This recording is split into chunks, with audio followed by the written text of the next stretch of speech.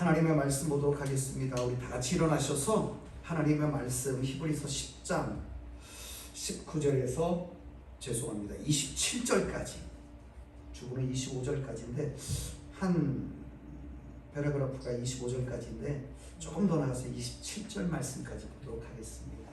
우리 다 같이 한 절씩 교독하시겠습니다. 제가 19절을 먼저 분독해 올리겠습니다.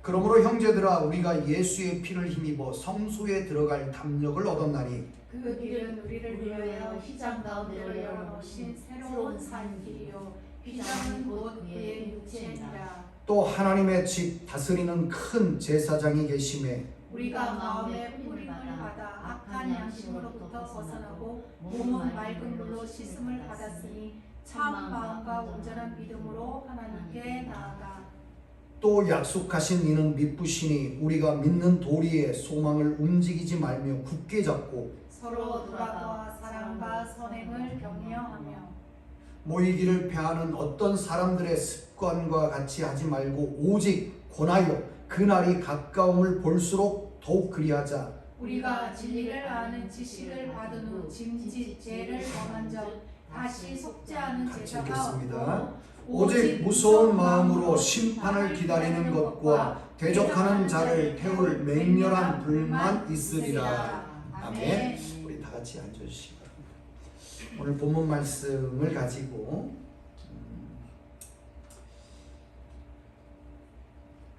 온전한 믿음으로 하나님께 나아가자. 우리 22절 마지막에 보면은 참 마음과 온전한 믿음으로 하나님께 나아가자라는 말씀이 있는데 그 말씀을 가지고 제목이 온전한 믿음으로 하나님께 나아가자. 예배라는 주제의 9번째 말씀입니다. 우리가 살아가는 이 세상에는요, 그 희소성에 따라서 그 어떤 물건이라든가 무엇이 그 가치가 달라진다라는 것을 우리가 볼 수가 있습니다. 우리 가끔 마지막 때를 이렇게 바라보면서 만든 영화들을 보면 마지막 때에 핵전쟁이 일어납니다. 보통 보면은요. 그래서 세상에 온통 많은 사람들이 거의 다 죽고 남은 자들이 있는데 그 남은 자들이 살아가는 그런 모습들을 보면 참 힘들게 살아갑니다. 왜 힘들게 살아가느냐? 이 핵으로 인하여서 모든 지구가 오염되었다라는 것입니다. 그래서 이 깨끗한 물을 구하기가 너무나 힘듭니다. 우리가 제가 어렸을 때만 해도 동네에 우물이 있고요. 그 우물을 파다가 저도 그랬습니다. 이게 지게를 치고 양쪽에 그 다라를, 그 양동이죠. 양동이를 지고 가서 우물에서, 동네에 있는 우물에서 물을 길어다가 집에 있는 큰 항아리에 채워서 그걸 먹고 살았는데, 그때는 정말 우리들이 물을 돈 내고 사 먹는다라고 생각을 하지 못했었습니다. 그런데 어느 순간 우리들이 이제는 돈을 내고 물을 사 먹는 게 익숙해졌지 않습니까? 그런데 마지막 그런 전쟁이 만약에 있었다라고 생각을 한다면 우리가 지금 마시는 물 한 병이 얼마의 값어치가 있을까요? 제가 어렸을 때는 그냥 아무 데나 가서 그냥 퍼먹으면 됐습니다. 두레박이 있었고 그 두레박에 줄이 달려 있었고 그걸 그냥 우물에 넣어서 그냥 마시면 됐거든요. 근데 지금은 우리들이 일부를 내고 메코나 마켓 가서 사 먹지 않습니다. 그런데 그 전쟁이 만약에 일어나고 그 후에 남은 사람들이 깨끗한 물을 구한다면 일불 아니지 않습니까? 그 어떤 것보다도 값어치 있는 그런 물이 될 것입니다. 왜냐하면 그만큼 세상이 조금씩 오염되기 때문에 깨끗한 물을 찾기가 쉽지 않다는 거죠. 우리 한인들은 보통 집에 보면 거의 다가 정수기가 있지 않습니까? 그래서 조금이라도 깨끗한 물을 먹고 싶어 하는 것이 우리들입니다. 또 다른 한 예를 들어본다면 우리가 이 귀금속 하면 딱 떠오르는 게 다이아몬드잖아요. 이제는 금은 옛날보다 많이 비싸졌더라고요. 제가 군대 갔다 와서 한동대를 졸업할 때 금반지 2돈짜리를 했는데 그때는 그렇게 비싸지 않았습니다. 한 10만 원 이쪽 저쪽이었습니다. 그런데 요즘은 금값이 정말 금값이 되었습니다. 너무 비쌉니다. 뭐 그래도 금은 많이 쓰니까 다이아몬드를 한번 생각해 보십시오. 다이아몬드가 왜 비쌉니까? 보기가 쉽지 않다는 거죠. 그 다이아몬드를 구하기가 쉽지 않다는 것입니다. 그런데 만약에 이 다이아몬드가 우리의 뭐 길을 걸어갈 때 발에 걸려 이렇게 굴러다니는 돌과 같이 많다라고 생각을 한번 해보십시오. 그 다이아몬드가 돌처럼 많이 길가에 굴러다니는 돌처럼 많다면 과연 그 다이아몬드가 그렇게 비쌀까? 그렇지 않을 것입니다. 그냥 단단하니까 그것을 가지고 뭐 때로는 망치가 없으면 못을 박을 때도 쓰겠죠. 왜? 너무나 많기 때문에. 그만큼 희소 가치가 없어진다는 것이죠. 제가 어제 설교를 준비하면서 난생 처음으로 이 다이아몬드 가격을 한번 알아봤습니다. 뭐 저하고 다이아몬드하고는 별로 친하지 않기 때문에 한 번도 생각을 하지 않았는데 오늘 제 아침에 제 아내한테 다이아몬드 1캐롯이 어느 정도의 사이즈야? 이렇게 했더니 왜 나한테 선물하려고 그러더라고요. 진짜 선물하기 어느 정도의 크기야 그랬더니 선물하려고 하면서 막 찾아보더라고요. 아니 설교할 때 한번 찾아봤는데 갑자기 그 크기가 궁금해서 그랬더니 0.2g 정도. 이 캐럿을 무게로 사이즈가 아니라 무게로 이렇게 캐럿을 나눈다고 합니다. 근데 0.2g이면 어느 정도일까요? 정말 별 볼일 없는 크기지 않습니까? 제가 그래서 어제는 뭐 크기를 모르기 때문에 한 3캐럿이면 얼마나 갈까 찾아보았습니다. 우리 뭐 유명한 구선생님한테 막 찾아봤더니 2024년 기준으로 시세가 3캐럿일 때 물론 어떻게 가공하고 어떤 거에 따라서 가격이 저는 뭐 이렇게 나누는 것도 있더라고요. 많더라고요. 근데 보통 3캐럿 정도 되면 한화로 2억에서 2억 한 2, 3천 정도의 가격이 그 정도 못 삽니다. 2억에서 한 2억 3, 4천 이 정도의 가격대를 형성하고 있다는 것입니다. 그러면서 제 아내가 좀 아까 말한 것처럼 금주에 제 아내가 생일입니다. 그래서 야 2억 하면서 그냥 그런 일들을 한번 이렇게 했는데 제가 제 아내의 생일을 잊어버리지 않으려고 한 달 전부터 무던히 애를 씁니다. 왜냐하면 결혼 기념일을 잊어버리고 넘어갔더니 뒤끝이 정말 힘들었습니다. 많이 힘들었습니다. 그래서 무던히 애를 씁니다. 잊어버리지 않으려고. 저는 그런 사람 같아요. 정말 생일이나 어떤 기념일 같은 것이 중하지 않다라는 것은 아닙니다. 그런데 그냥 세상 살다 보니까 그냥 무덤덤하게 넘어갈 때가 많이 있습니다. 물론 제 생일까지도 제가 그렇게 막 찾아먹는 성격은 아닌 것 같더라고요.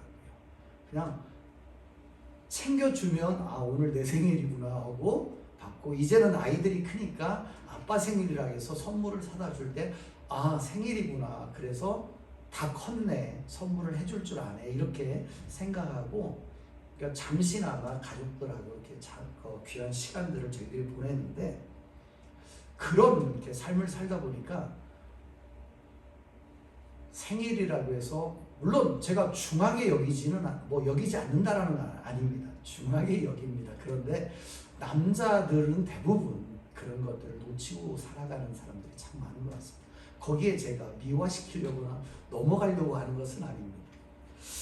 아무튼 올해 제 아내의 생일에 금주가 돌아오는데 예를 들어서 만약 이 다이아몬드 그런데 정말 길가에 돌처럼 많이 굴러다니는 다이아몬드를 하나 주워서 3캐럿짜리 뭐 이만겠죠.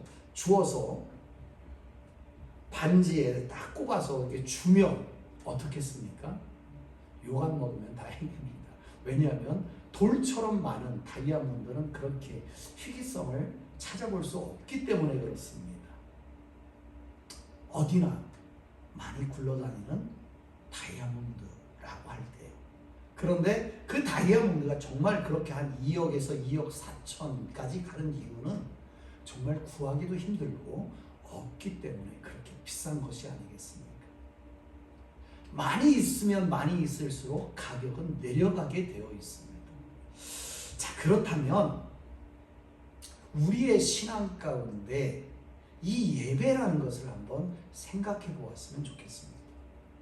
우리 예배 참 많이 드리지 않습니까? 지난주에도 제가 예배라는 제목으로 설교를 이렇게 말씀을 나눌 때 우리 예배 참 많다라고 말씀드렸습니다. 주일날 예배가 있고요, 저녁 찬양 예배가 있고, 수요 예배가 있고, 어떤 데는 금요, 구역 예배, 다락방 예배, 이런 것들이 있고요. 그리고 새벽 예배들이 있습니다. 그리고 열심을 내는 가정들이 있다면, 신앙이 정말 특심인 분들이 있다면 가정 예배를 또 드립니다. 자, 이렇게 수많은 예배를 드린다고 해서 그 예배가 값어치가 없을까? 그렇지 않다라는 것입니다. 왜냐하면 제가 지난주에 말씀을 나누었던 것처럼 하나님께서는 이 예배 가운데 저희들을 초청해 주십니다. 그리고 이 예배 가운데 나온 저와 우리 성도님들, 그리고 이 땅의 그리스도인들을 하나님은 만나길 그렇게 소원하신다는 것입니다. 그리고 나온 예배 가운데 참여한 그런 성도들의 삶을 인도해 주시고요, 그리고 보호해 주시고 한량없는 하나님의 축복들을 그들에게 부어주시기 때문에 이 예배가 많기 때문에 값어치가 없는 것이 아니라 많으면 많을수록 저는 더 좋다라는 생각을 가지고 있는 사람 중에 한 사람입니다. 우리 출애굽기서를 조금 다른 각도로 한번 출애굽기서를 바라본다면 저는 그들은 정말 큰 축복을 받은 사람들이었다라고 저는 생각을 합니다. 왜 큰 축복을 받은 사람들이었을까요? 우리가 하나님을 이렇게 가까이서 볼 수 있을까요? 하나님의 음성을 들을 수 있을까요? 그리고 하나님께서 우리의 삶을 인도해 주신다라고 느낄 수 있을까요? 영적으로 깨어있는 저와 우리 성도님들은 그렇게 살아가는 것 같습니다. 그렇기 때문에 가끔 우리가 대화를 나누면 하나님께서 오늘도 이렇게 인도해 주셨어. 내 기도 제목을 하나님께서 이렇게 생각지 못한 방법으로 들어주셨네. 이런 것들은 우리가 하나님께서 우리와 함께 하여 주신다는 것을 느끼기 때문에 그렇게 신앙 고백하는 것이 아니겠습니까? 그런데요, 출애굽할 때 이스라엘 백성들은 정말 지근거리, 가까운 거리에서 하나님을 바라보았던 사람들입니다. 하나님의 임재하심이 불기둥으로 또한 구름기둥으로 그들과 함께 하셨습니다. 그리고 그들이 원할 때 하나님은 고기를 허락하여 주셨습니다. 메추라기를 통해서. 그들이 원망할 때 하나님은 바위에서 물을 허락하셨거든요. 얼마나 큰 축복입니까? 생각해보면 정말 늘 우리 가까이 우리의 삶을 인도하시고 우리 민족을 인도하시고 함께 하시는 하나님을 그들은 분명히 느끼면서 살았었습니다. 체험하면서 살았었습니다. 그런데 이스라엘 백성들은 그럼에도 불구하고 그렇게 하나님을 체험하면서 살아감에도 불구하고 하나님의 얼굴을 구하지 않았습니다. 하나님의 이름을 그들은 찾지 않았습니다. 그리고 이스라엘 백성들은 가까이 계시는 하나님 앞에 나아가려는 노력들을 하지 않은 것 같습니다. 언제나 하나님을 원망하면서 그리고 벗어날래야 벗어날 수 없는 죄의 늪에 빠져서 그들은 죄 가운데 살았습니다. 그렇기 때문에 하나님께서 1세대 이스라엘 백성들, 출애굽한 이스라엘 백성들은 가나안 땅을 보지 못할 것이다. 이 광야에서 다 죽을 것이다 라고 하나님이 말씀하시지 않습니까? 그렇게 가까이 하나님의 축복 안에서 하나님의 인도하심 안에서 하나님과 함께 살아가는 그들이 죄의 늪에 빠져서 살아가기 때문에 결국은 그 하나님이 인도하시는 가나안 땅에 들어가지 못했던 것입니다. 그런데 그런 모습이 이스라엘 출애굽한 이스라엘 백성들에게만 있었을까? 예수님 당시에도 이런 사람들이 참 많았습니다. 그리고 또한 우리도 결코 이스라엘 백성들과 별반 다르지 않는 삶을 살아간다라고 오늘 본문 말씀은 우리들에게 말씀합니다. 세상의 끝날이 가까워지는 마지막 때, 즉 종말이 다가올수록 더욱더 하나님께 나아가자고 히브리서 기자는 오늘 본문 말씀을 통해서 말씀하고 권하고 있습니다. 우리 다 같이 25절 말씀을 한번 볼까요? 우리 함께 읽겠습니다. 시작. 모이기를 패하는 어떤 사람들의 습관과 같이 하지 말고 오직 권하여 그 날의 가까움을 볼수록 더욱 그리하자. 그 날이라고 마지막 부분에 말씀하고 있습니다. 세상 끝날 때를 말하고 있는 것이죠.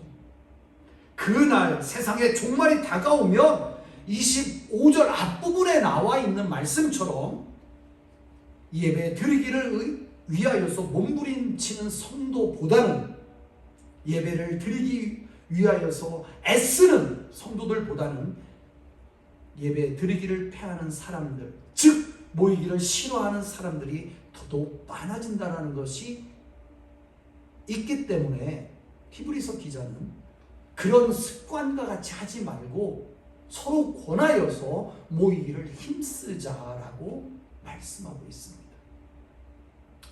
어떻게 보면 현실을 살아가는 우리들의 일반적인 모습들을 이 히브리서 기자는 말씀하고 있는 것이 아닌가. 많은 사람들은 예배에 어떤 무게를 나누는 것 같습니다. 나도 모르게 그런 마음들을 가지고 있는 것 같습니다. 어떤 생각을 가질 때, 어떤 마음으로 살아갈 때 그런 것이 나타나냐면 우리 그리스도인들, 저는 그리스도인들은 그렇지 않다고 봅니다. 교인들에 가지고 있는 생각이 어떤 생각들이 있냐면 주일 대예배라고 말하는 11시 예배, 우리가 드리는 이 10시 반 예배는 빠지지 않으려고 그래도 노력합니다. 왜? 그들 생각에 대예배라는 생각이 있기 때문에 그렇습니다. 그래서 이 예배를 빠지면 왠지 하나님한테 혼날 것 같고 왠지 정말 미안한 마음이 들고 이러면 안 되겠다라는 마음을 갖고 살아가는 것 같습니다. 그리고 저녁 찬양 예배, 많은 사람들이 그래도 많은 사람들이 참여하지만 약간의 적은 사람들이 빠집니다. 수요 예배가 있다라고 생각한다면 수요 예배는 저녁 찬양 예배보다 더 많이 빠집니다. 왜? 주일 대예배라는 생각이 이 머릿속에 있고요. 그렇다면 중예배, 소예배도 나눠야 되거든요. 근데 하나님 앞에서 어떤 예배가 대예배고 어떤 예배가 중예배고 어떤 예배가 소예배겠습니까? 하나님은 그런 걸 나누지 않습니다. 예배는 모두 다 똑같은 예배입니다. 그런데 우리 교인들은, 그리스도인들이 아닌, 성도들이 아닌 그리스도인들은 대예배에 많은 비중을 두고 있고요. 저녁 찬양 예배, 수요 예배, 더 나아가서 금요 작은 예배들은 우습게 생각하는, 쉽게 생각하는 그러한 경향들이 참 많다는 것입니다. 하나님은 모든 예배를 다 귀하게 하시고 우리를 초청해 주시는 본문 말씀 19절과 20절 말씀을 다시 한번 우리 함께 읽어보겠습니다. 시작. 우리가 예수의 뒤에 부분부터요. 우리 22절입니다. 죄송합니다. 19절부터 볼까요? 시작. 그러므로 형제들아 우리가 예수의 피를 힘입어 성도의 성소에 들어갈 담력을 얻었나니 그 길은 우리를 위하여 휘장 가운데로 열어놓으신 새로운 살 길이요 휘장은 곧 그의 육체니라. 또 하나님의 집 다스리는 큰 제사장이 계심에 우리가 마음의 뿌림을 받아 악한 양심으로부터 벗어나고 몸은 맑은 물로 씻음을 받았으니 참 마음과 온전한 믿음으로 하나님께 나아가자.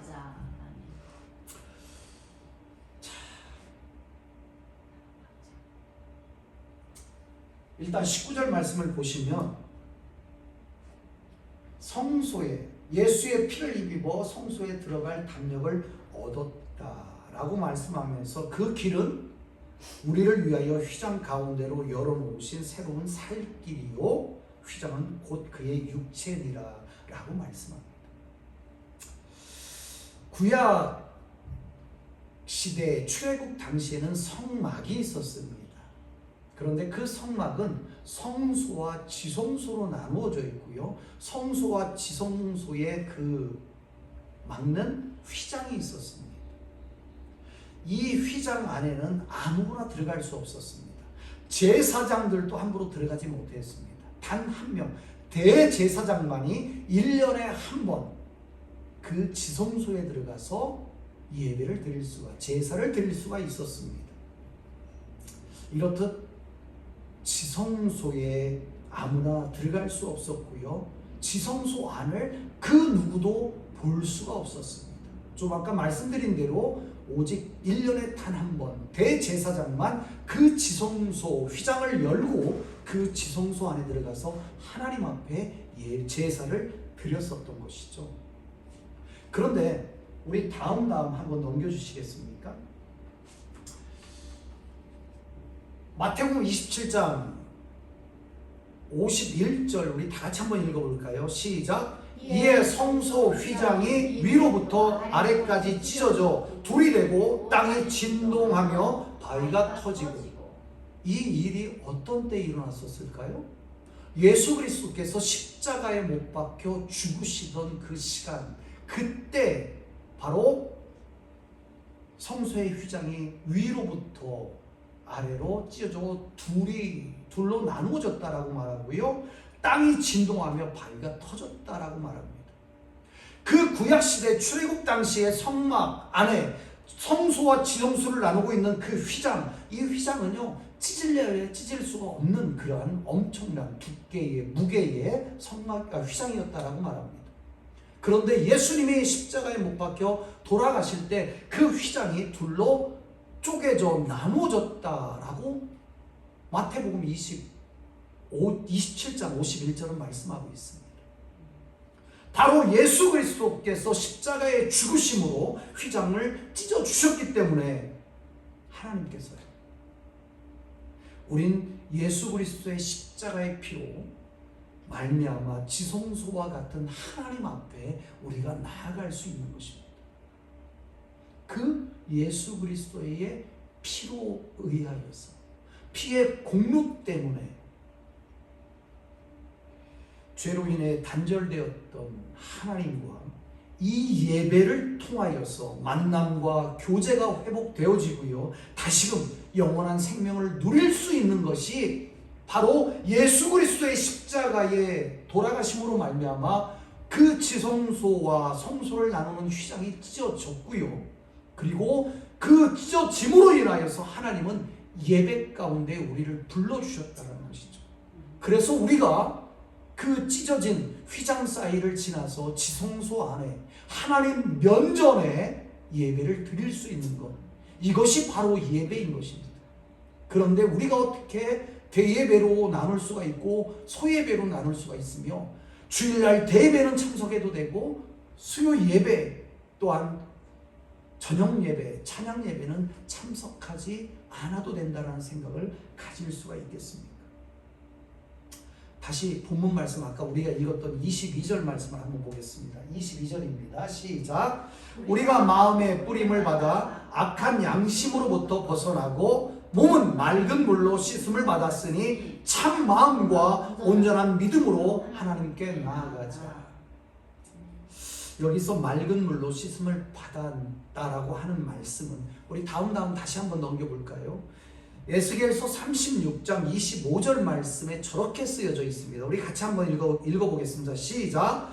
맑은 물을 너희에게 뿌려서 너희로 정결하게 하되.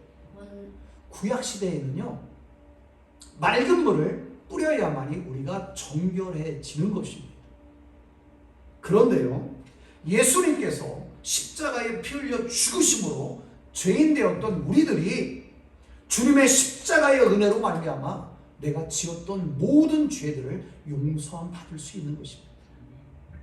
모든 죄들이 사함받아 죄 없다 하나님께서는 인쳐 주시기 때문에 우리가 하나님의 자녀들이 다 되었습니다. 다시 한번 22절 말씀을 보시면은요, 우리가 마음의 뿌림을 받아 악한 양심으로부터 벗어나고 몸은 맑은 물로 씻음을 받았으니 참 마음과 온전한 믿음으로 하나님께 나아가자. 하나님께 나아가는 행위가 무엇입니까? 예배입니다. 우리가 예수 그리스도의 구약 시대에는 정결한 물을 뿌림으로 우리가 거룩하게 되었지만, 예수님께서 십자가를 지시고 피 흘려 죽으신 이후에는 우리가 그 예수님의 피의 공로로 인하여서 참 마음과 온전한 믿음으로 하나님께 나아갈 수가 있는 것입니다.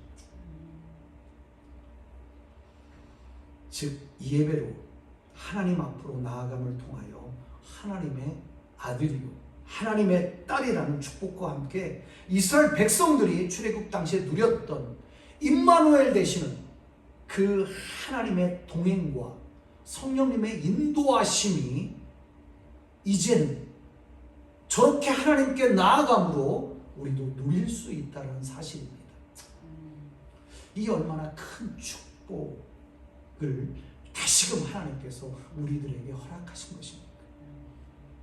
우리는요, 하나님 앞에 나아갈 수 없는 죄악 덩어리입니다.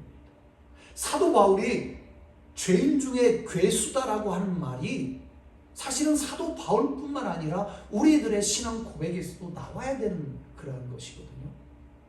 제가 우리 성도님들에게 보이지 않아서 그렇지 저도 얼마나 많은 죄악 가운데 살아가고 있겠습니까? 하나님은 아시거든요. 하나님이 아시고요, 뿐만 아니라 저도 알고 있습니다.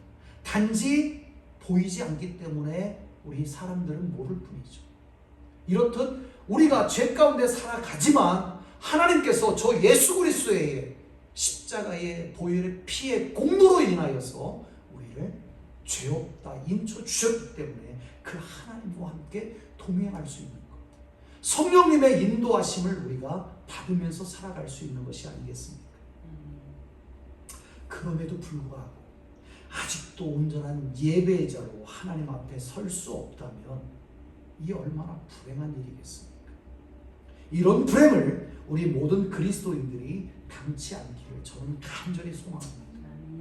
특히 우리 겟세마네 교회 성도님들은 마지막 때가 가까울수록 22절에서 25절 말씀에 있는 것처럼 한번 다 같이 또 한번 읽어볼까요? 시작! 참 마음과 온전한 믿음으로 하나님께 나아가자. 또 약속하신 이는 믿으시니 우리가 믿는 도리의 소망을 움직이지 말고 굳게 잡고 서로 돌아보아 사랑과 선행을 격려하며 모이기를 패하는 어떤 사람들의 습관과 같이 하지 말고 오직 권하여 그날이 가까움을 볼수록 더욱 그리하자. 이 말씀처럼 우리가 믿는 도리의 소망, 이 소망을 잃어버리면 모든 것이 다 잃어버리게 되는 것이 아니겠습니까? 움직이지 말라고 말합니다. 이 소망을 움직여서 소망이 절망되지 말라고. 우리의 소망은 하나님께 있습니다. 그래서 하나님만을 붙잡아야 돼요. 그리고 붙잡는데 어떻게 잡으라고 말하고 있습니까? 굳게 잡으라고 말하고 있습니다.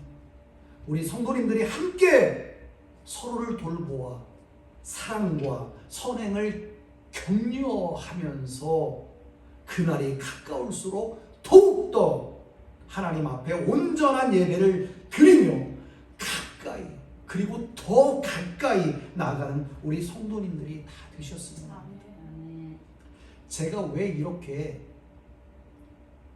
이 예배에 대해서 간절하게 간청하며 말씀을 드리는 줄 아십니까? 오늘 본문 말씀, 우리가 그 뒤에 말씀 26절과 27절 말씀을 제가 그 뒤에, 오늘 본문 주부에는 25절까지 나와 있지만 26절과 27절 말씀을 넣은 이유가 바로 여기 있습니다. 제가 왜 그렇게 강조하는지 26절과 27절 말씀을 우리 함께 읽겠습니다. 시작!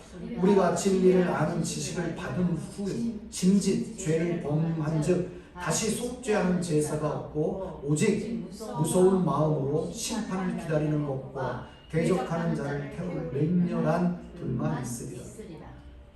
이러한 무서운 일들이 일어나기 때문에 우리는 결코 저 자리에 서지 않아야 되기 때문에 이런 말씀을 드립니다. 사랑하는 성도 여러분, 말씀 초두에 제가 예를 들었듯이 이 존재의 희귀성으로 인하여서 비싸지기도 하고요, 정말 많아짐으로 인하여서 가격이 농할 수 없을 정도로 떨어지기도 합니다. 정말 싸질 수도 있다라고 말씀드린 것 같이 우리가 이 드리는 예배의 횟수가 많다고 해서 결코 예배의 가치가 떨어지겠습니까? 아닙니다. 결코 그럴 수 없다라는 사실입니다. 믿음 안에서 세상과는 전혀 다른 기준들을 우리가 갖고 살기를 저는 간절히 바랍니다.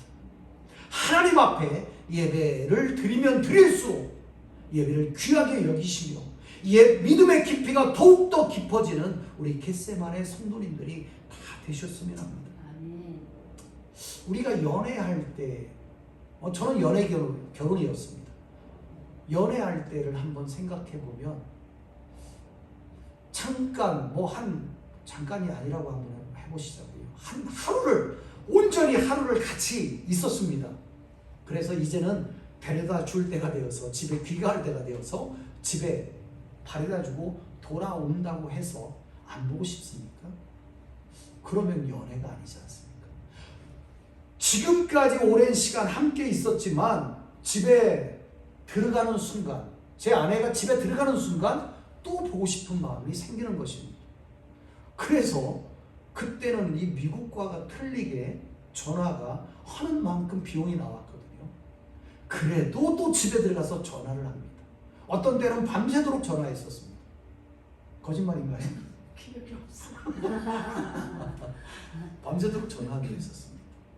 그렇게 보고 싶고, 만나도 또 만나고 싶고, 또 보고 싶고, 이런 마음들이 우리 마음속에 넘쳐나기 때문에 결혼이라는 것을 해서 함께 살아가는 것이 아니겠습니까?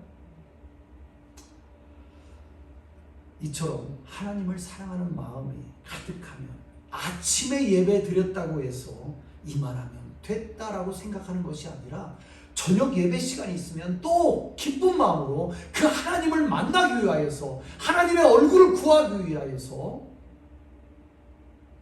하나님과 또 함께하고 싶기 때문에 또 예배의 자리에 나가고 싶은 그러한 생각들이 계속해서 우리 마음속에 있어야 한다는 것입니다.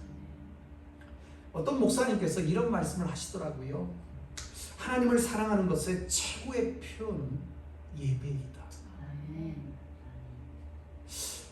최고의 표현이 예배라고 말씀했는데, 혹시 우리들은 물질을 하나님께 드리고 가면 되지. 예전에 제가 아는 장로님이 주일에 예배를 드리지 못하게 되었습니다. 그래서 아침에 잠깐 나오십니다. 그래서 저기 성전 본당에 와서 잠시 기도하고 헌금 놓고 갑니다. 이게 예배이겠습니까? 저는 예배 아니라고 생각합니다. 결코 그럴 수는 없습니다. 정말 하나님은 물질을 원하실까요? 그렇지 않습니다. 이 땅을 창조하신 분이 하나님이신데 뭐가 부족합니까? 그런 것이 아닙니다. 하나님께서는 저와 성도님들을 너무나 사랑하시기 때문에 당신의 하나밖에 없는 예수 그리스도를 십자가에 내어주심으로 말미암아 죄없다함을 저와 우리 성도님들이 받은 것입니다. 그러한 성도들을 하나님께서는 만나기 위해서 예배의 자리로 우리를 초청해 주셨습니다. 그런 예배가 바로 우리가 드리는 이 예배입니다. 사랑하는 성도 여러분, 하나님을 정말로 사랑하십니까? 그렇다면 어떤 것을 하나님 앞에 드릴 때 하나님은 기뻐하실까? 아까 제가 말씀드린 것처럼 잠깐 내가 교회 못 나옵니다. 하나님 죄송합니다. 그러나 제가 성전은 밟고 갑니다. 헌금도 놓고 갑니다. 이렇게 놓고 가시는 분의 예배를 받으시겠습니까? 아닙니다. 하나님이 원하시는 것은 그러한 것이 아니라 바로 나입니다. 우리들의 자신, 우리들의 몸을 하나님 앞에 올려드리기를 하나님은 간절히 원하십니다. 이 예배를 통하여서 우리를 만나기를 원하신다는 사실입니다. 하나님이 원하시는 것은 우리가 예배의 자리에 나와서 우리의 몸을 하나님 앞에 드릴 때, 우리의 몸을 각을 떠서 하나님 앞에 예배를 올려 드릴 때, 하나님은 그 재물, 우리의 자신들의 하나님 앞에 올려 드리는 우리들의 예배를 하나님은 받길 원하신다는 사실입니다. 내가 진정한 예배자로 하나님 앞에 서기를 하나님은 간절히 원하십니다. 그렇기에 예수님을 우리에게 내어주셨고요. 또한 저와 성도님들을 너무나 사랑하시는 하나님께서 저와 성도님들을 예배로의 초청을 통하여서 만나시길 간절히 원하신다는 사실입니다. 이것을 결코 잊지 마시기 바랍니다. 우리의 모든 정성을 다하여서 하나님 앞에 나아가시길 간절히 소망합니다. 마지막으로 우리 요한복음 4장 뒤에 있는 말씀 23절과 24절 말씀을 한번 읽고 말씀을 마무리하도록 하겠습니다. 시작. 아버지께 참되게 예배하는 자들은 영과 진리로 예배할 때가 오나니 곧 이때라. 아버지께서는 자기에게 이렇게 예배하는 자들을 찾으시느니라. 하나님은 영이시니 예배하는 자가 영과 진리로 예배할지니라. 이 말씀처럼 예배하는 자들을 찾으시는 하나님 앞에 영과 진리로 예배를 올려드릴 수 있는 저와 우리 성도님들이 되셨으면 해서 이 말씀